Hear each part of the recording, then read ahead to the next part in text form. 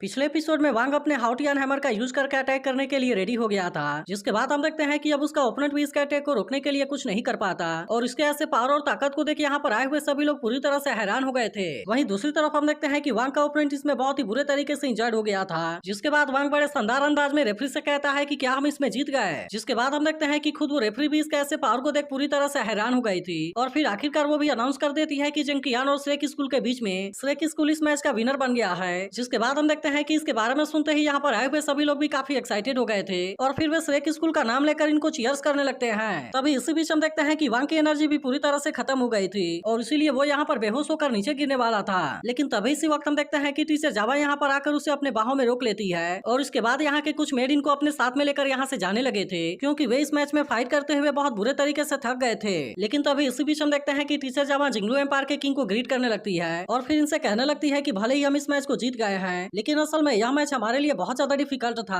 और इसके वजह से मुझे ऐसा लगता है कि आपके मन में बहुत सारे डाउट हैं। अब इतनी बात कहने के बाद वो इनसे कहती है कि आज मैं उनके बारे में रिवील करके बता देती हूँ और फिर वो इनसे बता देती है कि वे असल में श्रेक स्कूल के मेन सिलेक्शन नहीं है, बल्कि वे तो केवल हमारे रिजर्व मेंबर हैं। जिसके बाद हम देखते हैं कि इसके बारे में जानकर सभी पूरी तरह से हैरान हो गए थे और इसके अलावा इसमें से बहुत सारे लोगों को अभी भी यकीन नहीं हो रहा था कि वे केवल रिजर्व मेंबर हैं। तभी टीचर जावा इनसे कहने लगती है कि यहाँ पर आते समय रास्ते में हमारा बहुत सारा नुकसान हो गया, जिसके वजह से हम इस मैच में फाइट करने के लिए केवल अपने रिजर्व मेंबर को सेंड कर सकते थे। लेकिन मुझे इस बात की खुशी है कि उन्होंने श्रेक स्कूल के ग्लोरी को बचाने के लिए अपने तरफ से बेस्ट दिया और यहाँ तक कि जब वे पावरफुल ओपोनेंट का सामना करने वाले थे उसके बाद भी उन्होंने इसके बारे में कुछ नहीं सोचा। अब इसी वजह से हम देखते हैं कि टीचर जावा भी इनसे काफी इंप्रेस हो गई होती है और फिर वो कहने लगती है कि मैं श्रेक स्कूल के लीड टीचर के रूप में अपने तरफ से मैं उनको ट्रिब्यूट देती हूँ। जिसके बाद हम देखते हैं कि इसकी ऐसी बात सुनकर हुआंग भी इनके लिए ताली बजाने लगा था, जिसे देखते ही यहाँ पर आए हुए बाकी लोग भी पूरी तरह से एक्साइटेड हो गए थे और वे सभी भी एक साथ मिलकर श्रेक स्कूल के लिए ताली बजाने लगते हैं। अब इसके वजह से हम देखते हैं कि यहाँ का नजारा बहुत ही रोमांचक हो गया था, क्योंकि हर किसी के जुबान से केवल श्रेक स्कूल का नाम ही बाहर आ रहा था। लेकिन वहीं दूसरी तरफ हम देखते हैं कि इसके वजह से होंगचन और उसका लीडर काफी परेशान हो गया था और फिर उसका लीडर कहने लगता है कि श्रेक स्कूल ने तो यहाँ के सारे रेपुटेशन को जीत लिया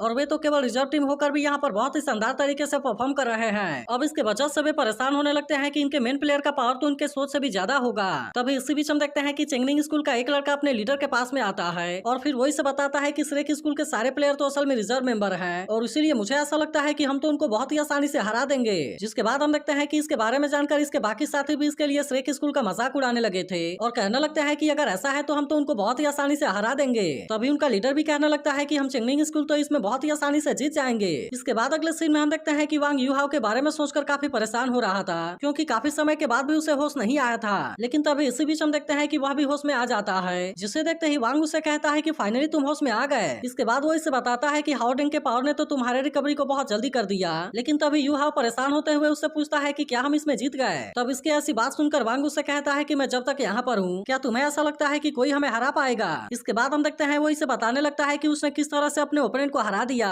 इसके बाद हम देखते हैं कि वे दोनों इसी के बारे में बात करते हुए बाहर आ गए थे, जहाँ पर यूहाओ से कहता है मैं समझ गया कि तुमने इसके लिए अपने सेकंड मार्शल सोल का यूज किया होगा और इस तरह से उसके पावर का यूज करके तुमने अपने ओपोनेंट को हरा दिया होगा। तभी वांग उससे कहता है कि मेरे पास में तो ट्विन मार्शल सोल है, लेकिन इसके बाद भी इस बात से तुम हैरान क्यों नहीं हुए। तब इस पर यूहाओ से कहता है कि वैसे भी इसमें हैरान होने वाली कौन सी बात है, क्योंकि तुम्हें भी पता है कि हमारे मार्शल सोल का मैच 100% है, जिसका मतलब हुआ कि अगर मेरे पास में ट्विन मार्शल सोल है तब इस तरह से तुम्हारे पास में भी ट्विन मार्शल सोल जरूर होगा। तब इसकी बात सुनकर वांग नाराज होते हुए उससे कहता है ऐसा लगता है कि तुम तो इसके बारे में पहले से जानते थे। जिसके बाद वांग उससे कहने लगता है कि आखिरकार तुम्हारा हाओटियन ट्राइब के साथ में क्या रिलेशनशिप है, क्योंकि टीचर जावा ने तो कहा था कि उनका लास्ट इमीडिएट डिसाइपल तैंक्सेन था। लेकिन हम देखते हैं कि वांग अभी उसे इसके बारे में बताने के लिए रेडी नहीं होता और फिर वो यूहाओ से कहता है कि यह तो एक सीक्रेट है। जिसके बाद यूहाओ भी परेशान होते हुए सोचने लगता है कि आखिरकार वांग की आइडेंटिटी क्या है। इसके बाद हम देखते हैं कि वे दोनों अब एक साथ में यहाँ से आगे की तरफ जाने वाले थे, लेकिन तभी अचानक से हम देखते हैं कि यहाँ पर कोई पावर आने लगी थी, जिसे देखते ही वे दोनों पूरी तरह से अलर्ट हो जाते हैं। इसके बाद हम देखते हैं कि उसने अपने बैरियर का यूज करके इनको कैद भी कर लिया था, जिसे देख यूहाओ से पूछने लगता है कि क्या मैं आपके नाम के बारे में जान सकता हूँ और आखिरकार असल में इसका मैटर क्या है। जिसके बाद हमें पता चलता है कि वो तो असल में जिंगलू एम्पायर का ग्रैंड नेशनल गार्ड मास्टर चिंग है और फिर वो इनसे कहने लगता है कि मैंने भी जंगटियान स्कूल के साथ में तुम्हारे मैच को देखा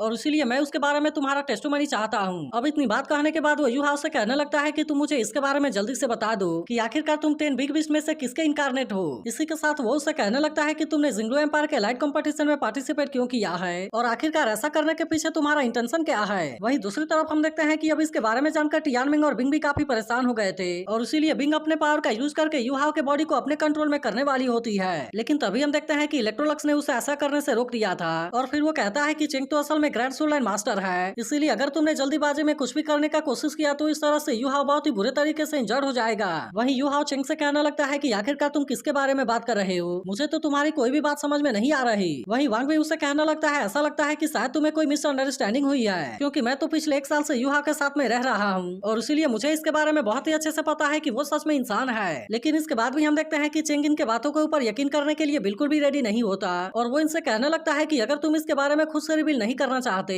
तो अब ऐसा लगता है कि मुझे अपने तरीके का यूज करके तुम्हें एक्सपोज करना होगा। इसके बाद वो उसके तरफ आते हुए उससे पूछता है कि तुमने आज के मैच को किस तरह से जीता, जिसके बाद यू हाओ इसे बताने लगता है कि मेरे पास में ट्विन मार्शल सोल है और मेरे सेकंड मार्शल सोल के पास में एक्सट्रीम आइस एट्रीब्यूट है। तब इसकी ऐसी बात सुनकर चेंग उससे कहने लगता है कि पिछले मैच में तुम्हारे पास में कोई भी चॉइस नहीं बचा था और इसीलिए तुमने वहाँ पर अपने असली रूप को दिखा दिया था। इसके बाद वो उससे कहने लगता है कि अगर तुमने टॉप बिस्ट के रूप में यहाँ पर पार्टिसिपेट किया है तब मुझे ऐसा लगता है कि इसके पीछे तुम्हारा कोई ना कोई बड़ा प्लान जरूर होगा और इसीलिए मैं जानना चाहता हूँ कि क्या तुम अलग अलग स्टेट के यंग एलाइट को असिस्नेट करना चाहते हो ताकि इस तरह से वे सभी स्टेट एक साथ में मिलकर जिंगडो एम्पायर के ऊपर अटैक कर सकें। अब इतनी बात कहने के बाद वो इनसे कहता है कि अगर आइस बिस्ट के बारे में बात किया जाए तब उसमें से स्नोगर रैंक 3 पर आती है और जबकि दूसरी है बिंग एम्परर स्कॉर्पियन जो कि 7th रैंक पर आती है। लेकिन यह सुनते ही टियानमिंग कहने लगता है कि आखिरकार तुम क्या बात करने लगे, क्योंकि बिंग तो असल में पहले नंबर पर आनी चाहिए। वहीं दूसरी तरफ हम देखते हैं कि चेंग अब अपने पावर का यूज करके यू हाओ के रियल बॉडी को चेक करने के लिए रेडी हो गया था, जिसे देखते ही वांग उसे कहने लगता है कि प्लीज आप उसे कुछ मत कीजिए क्योंकि मुझे पता है कि वह कोई भी सोल बिस्ट नहीं है। लेकिन तभी हम देखते हैं कि चेंग अपने पावर का यूज करके उसे भी इंजर्ड करने लगा था और उसके बाद वो यू हाओ को जख्मी करते हुए कहता है कि मेरा मार्शल सोल सोल बिस्ट के सेंट के प्रति बहुत ही सेंसिटिव है और इसीलिए जैसे ही मेरी सोल पावर तुम्हारे बॉडी के अंदर एंटर करेगी तब इस तरह से मुझे तुम्हारे असली आइडेंटिटी के बारे में पता चल जाएगा। इसके बाद हम देखते हैं कि वो इसके ऊपर अपने सोल पावर का यूज करने लगा था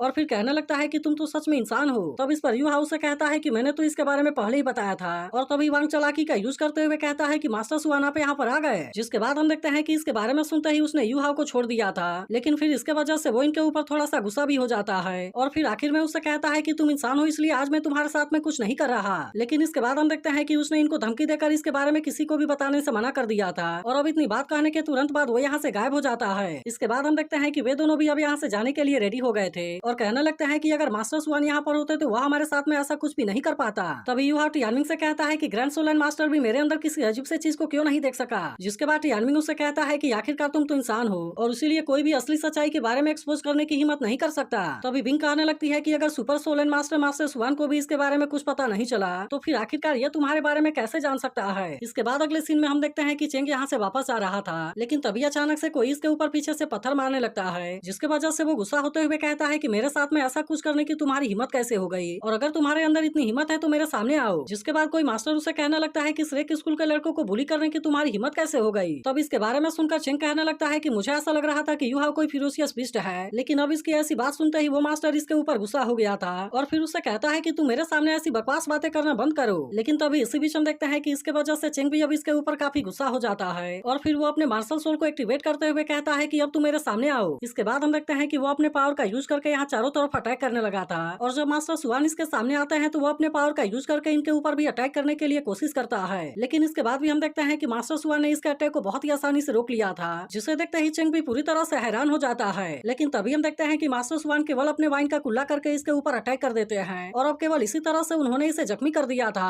अब इसके वजह से हम देखते हैं कि चेंग भी यहाँ पर पूरी तरह से हैरान हो गया होता है और फिर वो कहने लगता है कि यह तो इम्पॉसिबल है क्योंकि उसने तो अभी अपने मार्शल सोल को भी एक्टिवेट नहीं किया था। इसके बाद हम देखते हैं कि वो फिर से मास्टर सुआन के ऊपर अटैक करने वाला था, लेकिन इसके कुछ करने के पहले मास्टर सुआन इसके ऊपर फिर से अटैक कर देते हैं। इसके बाद हम देखते हैं कि मास्टर सुआन इसके ऊपर अपने प्रेशर का भी यूज करने लगे थे, जिसके वजह से चेंग अब इनके सामने कुछ भी नहीं कर पाता और फिर मास्टर सुआन इस तरह से इसके ऊपर अटैक करना स्टार्ट कर देते हैं। अब इस तरह से हम देखते हैं कि वे इसके ऊपर लगातार अटैक करते जा रहे थे और वो इनको एक भी अटैक को रोकने के लिए कुछ भी नहीं कर पाता। इसके बाद हम देखते हैं कि वे इसकी अच्छी तरह से धुलाई करके इसके ऊपर बैठ गए थे, जिसके बाद चेंग उनके सामने रिक्वेस्ट करने लगता है कि प्लीज आप मुझे जाने दीजिए। लेकिन तभी हम देखते हैं कि मास्टर सुआन ने इसके मुंह को भी पूरी तरह से बंद कर दिया था और फिर उसे कहने लगता है कि तुम तो ग्रैंड सोल एंड मास्टर होकर भी उन लड़कों को बुली करना चाहते थे, इसलिए मुझे तो ऐसा लगता है कि तुमने सोल मास्टर के नाम को बदनाम कर दिया। अब इतनी बात कहने के बाद वो उसे कहते हैं कि तुम वांग और यू हाउ के सामने जाकर माफी मांगो और फिर उसके बाद मैं तुम्हें जाने दूंगा। जिसके बाद हम देखते हैं कि चेंग भी अब इनकी बात मानने के लिए रेडी हो गया था और उसी के साथ वो इनसे पूछने लगता है कि क्या मैं आपके टाइटल के बारे में जान सकता हूँ। लेकिन हम देखते हैं कि मास्टर सुआन इसके बारे में बात नहीं करते और वो केवल उनसे माफी मांगने के लिए कहकर यहाँ से गायब हो जाते हैं। जिसके बाद हम देखते हैं कि चेंग ने भी अब इनकी बात मानने के लिए पूरी तरह से डिसाइड कर लिया था और फिर वो कहने लगता है कि मुझे इस बात पर यकीन ही नहीं होता कि मैं श्रेक स्कूल के सामने कुछ भी नहीं हूँ। लेकिन तभी मास्टर सुआन फिर से इसके ऊपर अटैक करते हुए कहते हैं कि जल्दी करो। इसके बाद अगले दिन हम देखते हैं कि वांग और यूहाओ सियाओ की रिकवरी को चेक करने के लिए जा रहे थे, जहाँ पर वांग कहता है कि मुझे तो अभी तक भी इसके बारे में कुछ भी समझ नहीं आया कि आखिरकार रात को चेंग ने हमारे साथ में वैसा क्यों किया था। जिसके बाद हमें पता चलता है कि चेंग ने इनके सामने आकर इनसे माफी मांगा था और अब इसके बारे में जानकर वे पूरी तरह से हैरान हो गए थे। अब इसी के बारे में याद करके वांग सोचने लगता है कि चेंग ने वापस आकर हमसे माफी क्यों मांगा। तब इस पर यूहाओ से कहता है हो सकता है कि उसे हमारे फ्यूचर एबिलिटी से डर हो। तभी इसी बीच हम देखते हैं कि इनको काइतो और सियाओ के बात करने की आवाज सुनाई देती है और इसीलिए वो चुपके से दरवाजे के पीछे छुपकर उनको देखने लगे थे। जिसके बाद हमें पता चलता है कि काइतो अपने हाथ से सियाओ को खिला रहा था और उसी के साथ वो उससे कहता है कि अगर तुम्हें भूख लगेगी तो मैं तुम्हारे लिए खाना भी बना दूंगा। लेकिन तभी इसी बीच हम देखते हैं कि उनको यहाँ पर किसी के होने का एहसास हो जाता है। जिसके बाद वांग और यूहाओ भी चुपके से यहाँ से निकल गए थे। इसके बाद वे यहाँ से जाते हुए बात करने लगते हैं कि बेई और सेंसी भी जल्दी से रिकवर हो जाएंगे। लेकिन तभी इसी बीच हम देखते हैं कि टीचर जावा इनको आज के मैच के लिए रेडी हो जाने के लिए कहती है और फिर हमें पता चलता है कि अब लुओ चेन भी यहाँ पर आ गई थी। वहीं दूसरी तरफ हम देखते हैं कि श्रेक स्कूल और चिंगनिंग स्कूल के बीच में मैच स्टार्ट होने वाला था, जिसे देखने के लिए वहाँ के सभी लोग पूरी तरह से एक्साइटेड हो गए थे। वहीं दूसरी तरफ हम देखते हैं कि अब यूहाओ भी इनके साथ में फाइट करने के लिए रेडी हो गया था और वो बड़े शानदार तरीके से चलते हुए एरिना में आ जाता है। तभी इसे देख सियाओ टीचर जावा से कहने लगती है कि यह फाइट तो अब स्टार्ट होने वाली है, लेकिन आपने तो इसके लिए कोई प्लान भी रेडी नहीं किया। लेकिन हम देखते हैं कि टीचर जावा को इसके बारे में कोई भी चिंता नहीं होती और वो इसकी ऐसी बात सुनकर केवल स्माइल करती है। तभी इसी बीच हम देखते हैं कि अब लुओ चेन भी यहाँ पर आ गई थी, जिसे देखते ही रेफरी कहने लगती है कि यह तो असल में एक टीम फाइट है और ना कि 2-2 या 3 बैटल। लेकिन यह सुनकर लुओ चेन उससे कहती है कि इसके लिए हम ही काफी हैं। जिसके बाद हम देखते हैं कि इसकी ऐसी बात सुनकर सभी लोग पूरी तरह से हैरान हो गए थे। तभी इसी वक्त हम देखते हैं कि चिंगनिंग स्कूल वाले भी अब इनके साथ में फाइट करने के लिए यहाँ पर आ गए थे और वे इनका मजाक उड़ाते हुए कहने लगते हैं कि श्रेक स्कूल के प्लेयर पिछले फाइट में बहुत बुरे तरीके से इंजर्ड हो गए थे, इसीलिए क्या उन्होंने यहाँ पर हमारे साथ में फाइट करने के लिए किसी सब्स्टिट्यूट को भेज दिया। अब इसके वजह से इनको ऐसा लग रहा था कि वे इनको बहुत ही आसानी से हरा देंगे और वे ऐसा करने वाले हजारों साल में पहली टीम होंगे।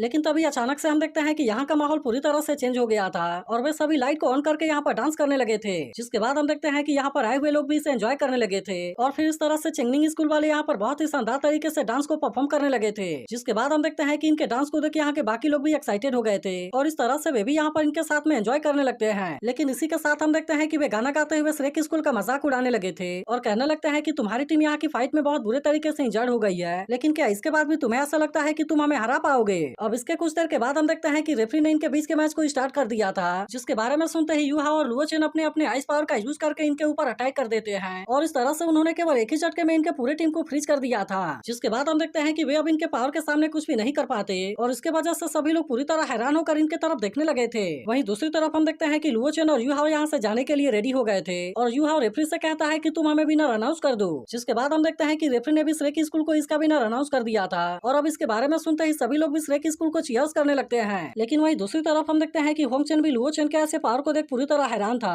और कहना लगता है कि इस बात से ऐसा लगता है कि मेरे पास में तो कॉन्फिडेंस ही नहीं है। वहीं दूसरी तरफ हम देखते हैं कि हुआंग भी इस बात से खुश हो गया होता है और फिर वो जुई में से कहता है कि प्लान को इम्प्लीमेंट किया जा सकता है। जिसके बाद हम देखते हैं कि इसके बारे में सुनकर जुई में भी इसके लिए रेडी हो गई थी। तो अगर एक्सप्लेनेशन अच्छी लगी हो तो वीडियो को लाइक और इस पर एक कमेंट जरूर कर देना। लेकिन अगर आपने इसके पिछले एपिसोड को मिस कर दिया हो तो लेफ्ट वाली वीडियो जरूर देख लेना।